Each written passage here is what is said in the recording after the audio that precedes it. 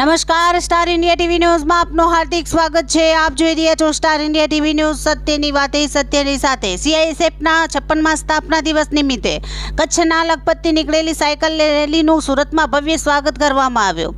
સીઆઈએસએફના સ્થાપના દિવસ નિમિત્તે સીઆઈએસએફ દ્વારા સુરક્ષિત તટ સુરક્ષિત ભારત થીમ પર સાયકલ યાત્રાનું 7 માર્ચના રોજ ગૃહ અને સહકાર મંત્રી અમિત શાહ દ્વારા વર્ચ્યુઅલી લીલી ઝંડી બતાવી પ્રસ્થાન કરાવવામાં આવ્યું હતું, જેમાં એક ગ્રુપ ગુજરાતના કચ્છ લખપતથી અને બીજું ગ્રુપ પશ્ચિમ બંગાળના બખાલીથી સીઆઈએસએફના 125 કર્મચારીઓ, જેમાં 14 સાહસિક મહિલાઓ ભાગ લીધો છે, જે 6535 કિલોમીટર ભારતના દરિયાઈ કિનારાના વિસ્તારનું અંતર કાપશે। લખપતથી નીકળેલા સીઆઈએસએફના કર્મચારીઓ સુરત સાયકલિસ્ટ મિત્રો દ્વારા સ્વાગત કરવામાં આવ્યું હતું।